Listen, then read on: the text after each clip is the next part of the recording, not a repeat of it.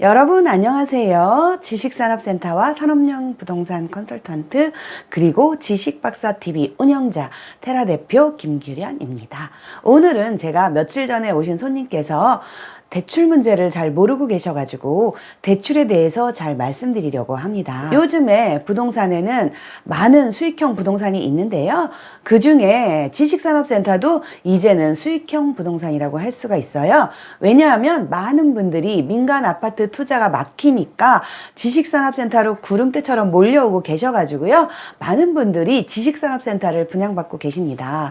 실제 기업 대표님들도 많이 지식산업센터로 움직이시지만 지금 투자자분들도 굉장히 많은 분들이 지식산업센터로 몰리고 계십니다. 그런데 지식산업센터는 어떤 것이냐 한 번 더 말씀드리면 3층 이상의 건물이고요.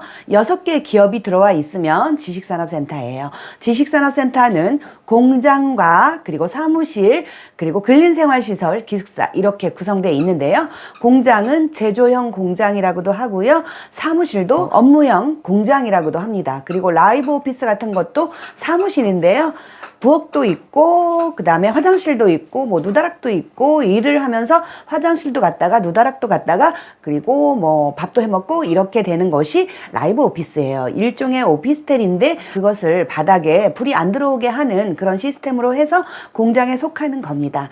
자, 그래서 지식산업센터는 이렇게 집으로 치지 않기 때문에 많은 분들이 몰려들고 있는데요. 기숙사를 제외하고는 다 집으로 치지 않습니다. 그렇기 때문에 많은 분들이 이곳에 투자를 하고 계십니다. 그런데 궁금한 것이 융자예요. 융자가 우리 80, 90% 됩니다 라고 말씀을 드렸는데 정확한 분석을 국민은행 지점장님을 통하여 하여 드리겠습니다. 정확한 분석은 경기도권 내 모든 지식산업센터는 건물담보로 74%까지 오늘 기준으로 나옵니다. 74%까지는 건물담보로 나옵니다. 그런데 내가 직장이 없어. 그런데 내가 할머니야. 그런데 내가 지금 수입도 없어. 나이도 많아. 이러면은요, 정말 딱 74%밖에 안 나옵니다. 저한테 지식산업센터를 분양받으신 분이 아니라, 다른 분한테 분양받으신 분이 전화가 오셨어요. 전화가 오셔가지고, 저 여보세요. 저 의논할 게 있어요. 지식 박사님이시죠?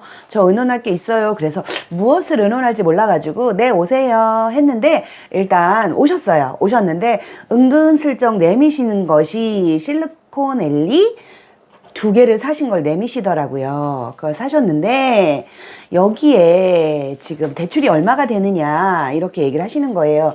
그래서 보통은 뭐 80% 90% 되기도 하지만 다 되는 게 아니라 일단 직업이 확실히 있고 나이도 좀 젊고 이러면 됩니다 했는데 그분이 나이가 좀 많으세요. 정확히 모르지만 80은 넘어 보이셔요. 그래서 그분이 하시는 말씀이 나는 이거밖에 없는데 그런데 이것을 어떻게 분양을 받으셨냐 하면은 한 80% 90% 대출 받을 수 있는 가격으로 그렇게 받으신 거예요. 그리고 취등록세도 4.6% 있잖아요. 이것도 계산을 안 하신 거예요. 그리고 임대가 안 나갈 수도 있잖아요. 임대가 안 나가면은 1년 정도 관리비가 부과되고 또 1년 정도 이자가 부과되는데 이거를 하나도 생각을 안 하시고 한 10% 내지 15% 요 정도만 생각하시고 사신 거예요. 그런데 나이에 따라 직업에 따라 신용대출이 안 나옵니다. 74%는 물론 나와요. 그런데 10 내지 15%는 신용대출로 받으셔야 돼요. 그런데 그것은 안 나옵니다. 그렇기 때문에 그분께서는 그러면 이거 하나를 팔아야 되겠다 라고 말씀하셨습니다. 네, 맞습니다. 욕심부려서 2개 샀다가 아무것도 못 내면 안 되잖아요. 낼 수 있는 그런 환경을 만들으셔야 돼요. 74%까지 건물담보로 나옵니다. 그런데 나머지는 신용담보로 받으셔야 돼요. 90%까지도 나올 수 있지만 그분이 신용을 안 썼을 때입니다. 즉 신용이라는 건 뭐냐면 개인한테 나올 수 있는 신용은 한 1억 5천까지라고 합니다. 그럼 1억 5천까지 내가 신용을 다른 데서 풀로 받았다. 그러면 이 지식산업센터에서는 신용이 안 나와요. 그러면 74%만 대출 받는다라고 생각하시면 됩니다. 그러면 다른 거 신용을 갚는다 뭐 이러면은 가능하겠지만요. 여기서는 무조건 74% 지금 현재로 그리고 나머지는 신용담보예요. 그런데 신용도 중요한 것이 만약에 74%는 건물담보로니까 그것이 2%다. 이자가 2%다 라고 치면은 신용담보로는 가격이 올라가요. 예를 들어서 0.1이라든가 0.2, 0.3 이렇게 올라갑니다. 그런데 신용담보가 0.5다 이러면은 내 그 이자는 갑자기 2.5%로 올라가요. 2%가 아니라 2.5%로 올라가요. 그래서 이자를 싸게 하실 분은 그냥 건물 담보로만 74% 받으시는 거예요. 그런데 신용담보로 뭐 0.5 올라가든 0.1 올라가든 그거 별거 아니야 라고 생각하시는 분은 신용까지 받으셔서 대출이 신용담보에 맞추는 거예요.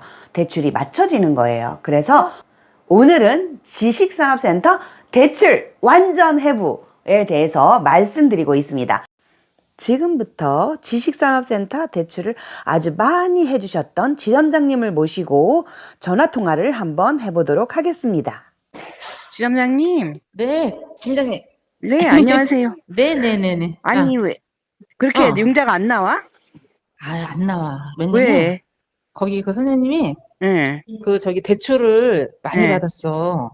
네, 거기 뭐지, 신용대출 막 이런 거를, 이제 네, 거기, 왜냐면 거기는 이제 신용을 껴야지만, 네. 원래는 이제 담보 비율은 원래는 그 지산 그쪽이, 저기 뭐지, 용인 그쪽이 전부 다 74%거든요?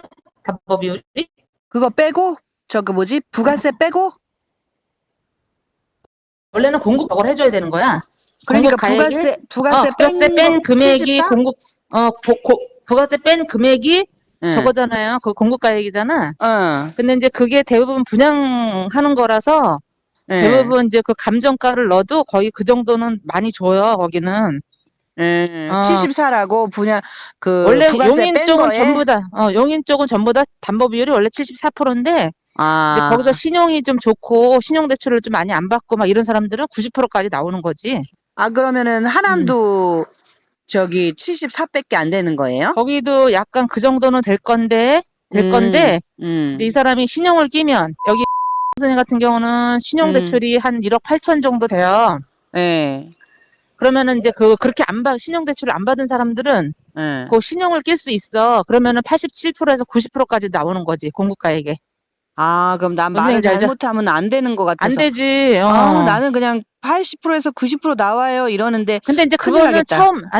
아니, 그 정도 말을 해도 되는 건데, 예. 이제 그 사람마다 다 달라요. 이렇게 꼭 뒷말을 얘기를 아, 해줘야지. 근데 이제 예. 대부분 그렇게 나와요. 87%에서 90%는 나와. 어느 정도 직장 어, 있고, 예. 직장 소득 있고, 막 이런 사람들은 직장 없는 나오는데, 사람 할머니들은 할머니들은 신용 끼기가 조금 애매하지. 그런 사람들은 거의 그냥 한 80%, 한 74%?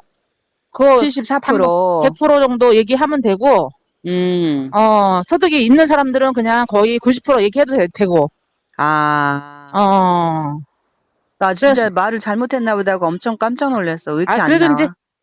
근데 이 선생님은 대출이 많아서 그래.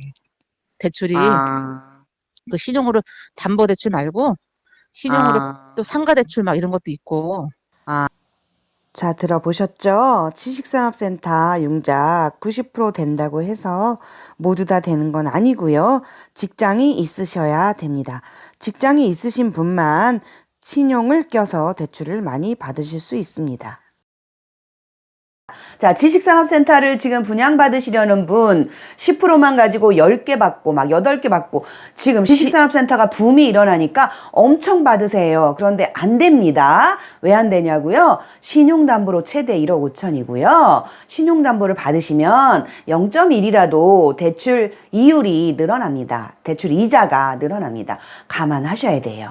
그래서 건물담보로는 74%만 나오고 그리고 나머지로 나오는 거다 기억하시고요. 그리고 이제 대출이 나오는 것과 안 나오는 것을 구분해 보도록 하겠습니다. 자, 지식산업센터에는 무엇이 있느냐? 일단 공장이 있습니다. 공장에는 제조형 공장, 업무형 공장, 그리고 라이브형 공장이 있습니다. 이 세 가지는 74% 대출이 나옵니다. 즉 공장, 제조형이에요. 또는 사무실이에요. 또는 라이브 오피스예요. 나옵니다. 이건 대출이 74% 나오고 내 신용으로 5%든 10%든 15%든 받으실 수 있습니다. 그래서 최대는 90%까지 융자가 나옵니다. 그런데 내가 사고자 하는 것이 상가예요. 상가, 근린상가. 근린상가는 대출이 이렇게 안 나와요. 50%예요. 거기다가 이제 신용으로 꽉 채우면 70%까지 나옵니다. 그런데 신용을 내가 딴 데서 받았어요. 그러면 안 나와요. 이것도 한번 생각하셔야 되고요. 그리고 기숙사도 대출이 안 나옵니다. 보통 50% 정도 나와요. 나머지는 신용담보예요. 그런데 여기서 신용담보는 또 다른 데서 제가 많이 받았으면 안 나와요. 기숙사는 집으로 칩니다. 집으로 안 치지만 은행에서 보기에는 집으로 쳐요. 그래서 방을 하나 빼요. 방을 하나 임대를 줬다고 생각하고 뺍니다. 그래서 대출이 조금 나오는 거예요. 어떤 분은 40%밖에 안 나온다고 막 화가 나셨어요. 자, 그런데 신용을 많이 안 쓰셨으면 신용을 껴서 사시면 됩니다. 자, 그래서 지식산업센터는 기숙사 같은 경우는 집으로 치지 않지만 그분이 주소를 옮기면 어쩔 수 없습니다. 그럼 집이 되는 거예요. 기숙사는 사람이 기거할 수 있는 거잖아요. 그런데다가 또 요즘 청년들은 기숙사여도 청약통장 하나 만들고 싶잖아요. 세대주여야 청약통장이 되니까 그래서 지식산업센터를 청약통장이 되면 기숙사도 내 주소를 옮길까? 막 이렇게 돼가지고 사람들이 아이 뭐 옮겨버리지? 하고 옮길 수도 있습니다. 그래서 주의하셔야 돼요. 자, 이렇게 지식산업센터는 여러 가지가 있는데 공장인, 제조용 공장, 사무실, 라이브 오피스 이거만 75%까지 대출이 나온다는 거, 근린상가 50%까지 대출이 나온다는 거, 그리고 기숙사 50%까지 나온다는 거, 나머지는 다 신용으로 받는 거예요. 신용으로 받으면 최대 제조용 공장 그리고 사무실, 라이브 오피스는 최대 80에서 90%까지 나오고요. 그 다음에 기숙사는 어떻게 신용 막 만땅하면 70%까지 나오고요. 그 다음에 근린상가는 얘도 어떻게 신용 만땅 채우면은 얼마 나올까? 70%까지 나와요. 그러니까 신용을 안 쓰신 경우 이렇게 되고 신용이라 이자가 올라간다는 거 감안하시면 됩니다. 자, 여러분 제가 요즘 우성 테크노파크를 적극적으로 밀고 있는데요. 이 밀고 있는 이유는요. 와, 여기는 정말 지산이 없어요. 수요와 공급의 법칙, 지산이 없다. 그럼 어떻게 해야 되겠어요? 이거는 지산이 없으면 임대가 잘 나가고 지산이 없으면 금방 팔린다. 그래서 지금 거의 다 팔렸어요. 거의 다 팔릴 예정이에요. 그래서 지금 굉장히 뜨거워요. 뜨거우니까 여러분 한번 제가 지나가다가 이제 여기 딱 보여드리겠습니다. 왜 이렇게 뜨거운가? 자, 가보시죠. 보시다시피 앞에 산이 있고요. 왼쪽에는 아파트가 있습니다.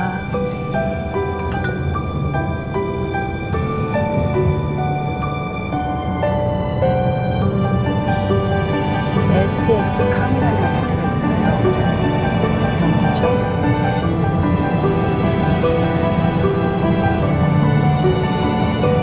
아파트가 있고요. 여기서 이렇게 내려가면은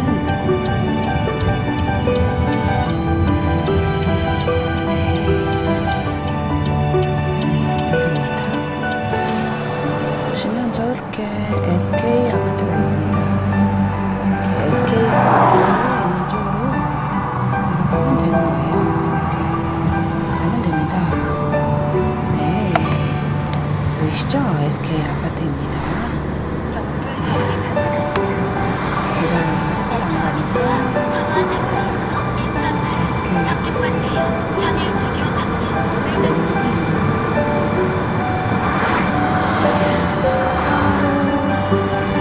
저기 공장이 있잖아요. 요즘에 공장이 있어요.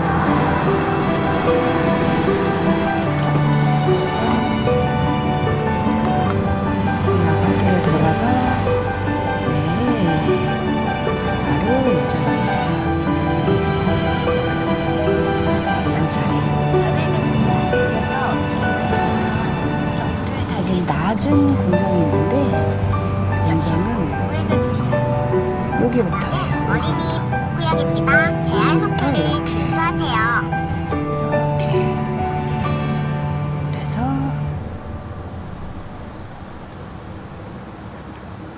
여기입니다.